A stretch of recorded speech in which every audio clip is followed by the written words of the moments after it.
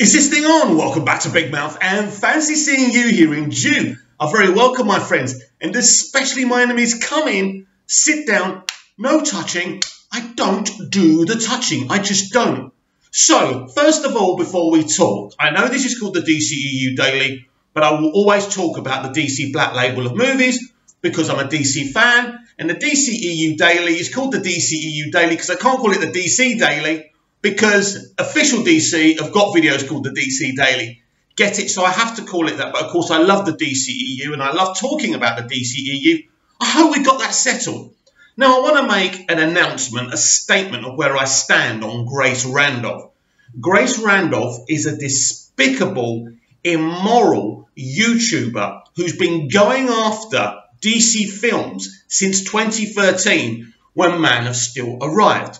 So the other day, she did a video where she was leaking lots of stuff about Birds of Prey. She decided that telling us, and this is a spoiler alert, right? I'm not telling you the full spoilers, but I'm just going to talk about this because I think it's very relevant and very important and where I stand as a person, right? She actually revealed that Ewan McGregor's Black Mask is gay. Why? Why is that news?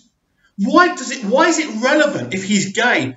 Who cares? Because she was trying to say that this is kind of the woke kind of direction the DCEU and this film is going. There are millions of gay people around the world. There are millions of bi people around the world at the end of the day. Would it make a difference to you if I was gay? I hope not. And if I was gay, I'd be totally honest about it.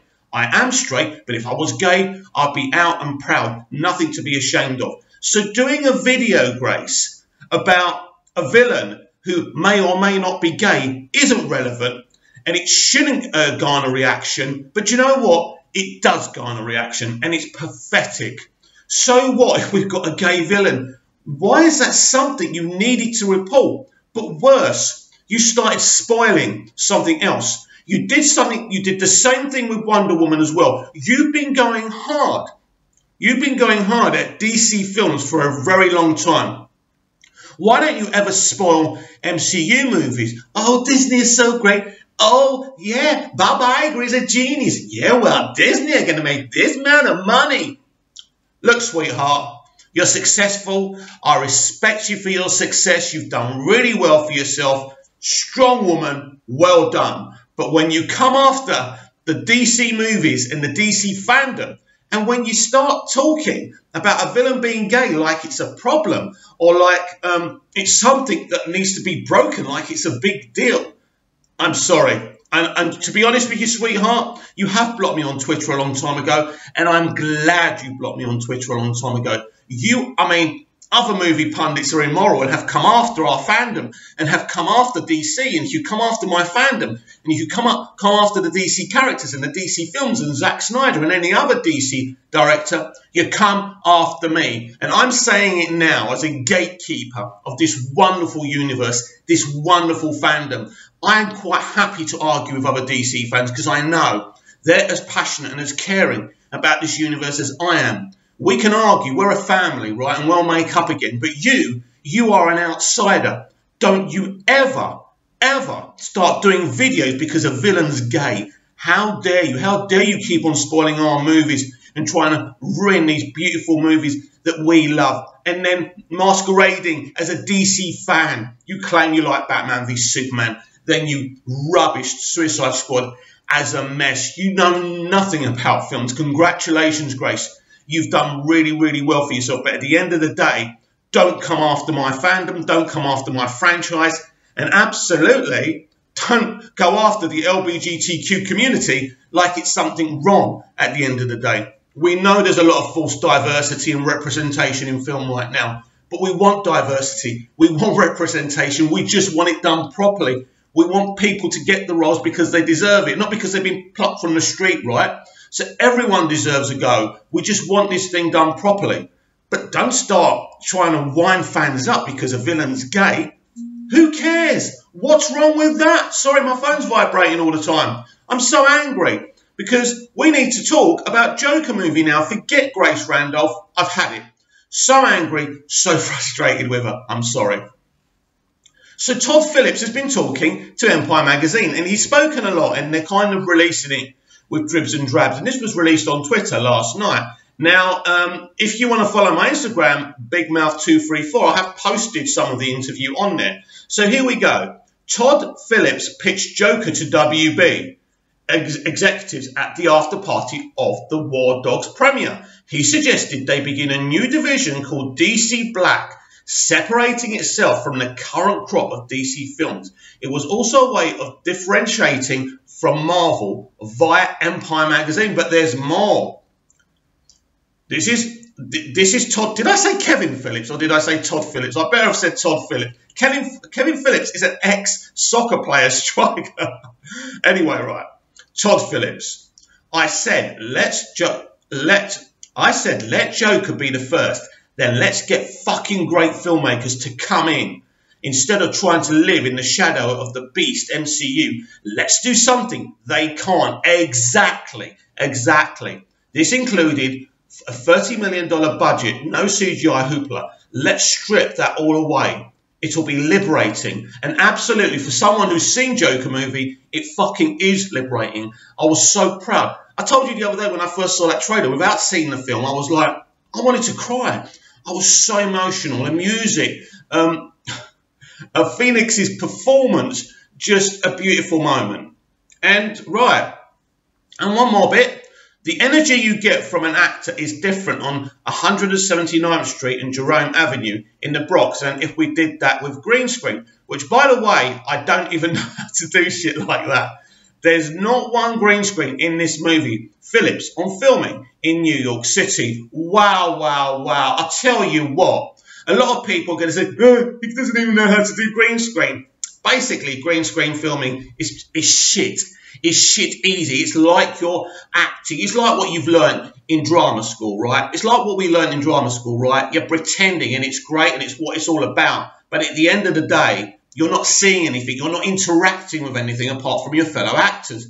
Now, this guy says he can't do green screen. Do you know how empowering I feel as a creative and a storyteller that is? I think that's beautiful. I want to see real movies. This man is talking about making real DC movies. You know, the DC characters black mirrored, if you like. So they get their kind of weird, kind of haunting story like the Joker's going to get. And there's so much potential. So it was actually Todd Phillips that come up with this idea, which means they're going to make more if Joker is successful. And Joker is going to be successful. And I just can't wait to see, you know, people's reaction to this film. And it's amazing, really. We're not even in August and the buzz has begun. So people trying to criticise Warner Brothers, oh, their marketing's rubbish. Not with this.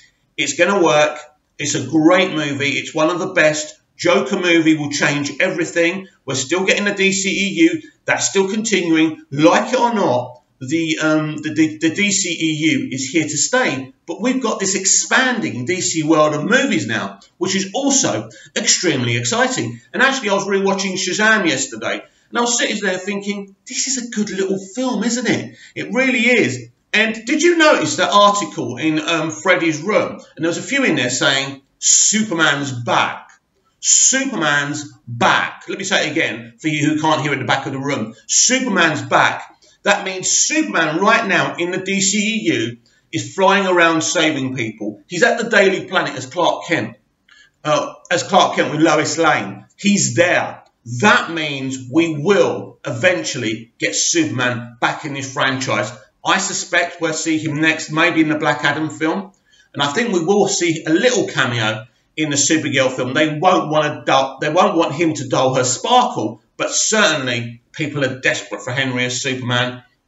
And I'm starting to change my mind. I'm starting to think that he still is Superman. I did a video yesterday about him joking that Superman was holding back in BVS. So I want your thoughts. This is really important in the comments down below. What do you think of Grace Randolph coming after DC films and the DCEU and our fandom constantly masquerading as a fellow fan when she clearly isn't? She knows and I know DC videos get more subscribers and more views than Marvel films for one reason only, because the controversy she can kick up with them. She's tried to do something. This is backfired on her because basically everyone's turned on her now. Nobody likes this woman because all she does is talk negative about DC. And even when she's positive, it's just a build-up to do something negative. So I want your thoughts on Grace Randolph. I want your thoughts on what Todd Phillips has said as well in the comments down below. And, of course, with Shazam, which, as I said, let's talk about Shazam a bit because it was a great film. I was sitting there thinking, this is a good little film. It was meant to just be a good little film. People saying, oh, it's cheaply made, the special effects are rubbish. They're not.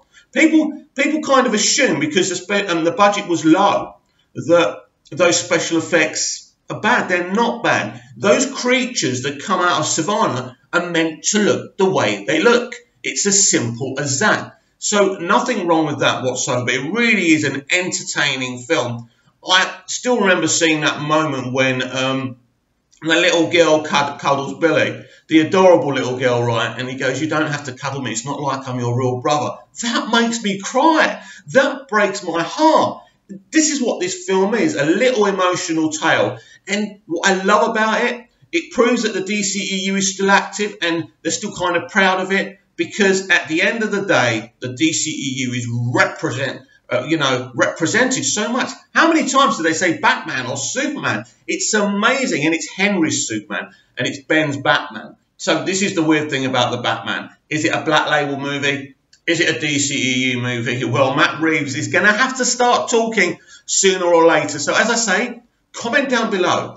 If you like me, if you like my stuff, please share it as much as possible. I don't mind. Tell the fucking world. Tell people that I'm here, and then we can become a really big community and we can really make a difference with things like releasing the Snyder Cut, because I've got the passion and the direction, and anyone who comes at us I will protect you from, like a guardian protecting a goddess. I shall see you in the next video.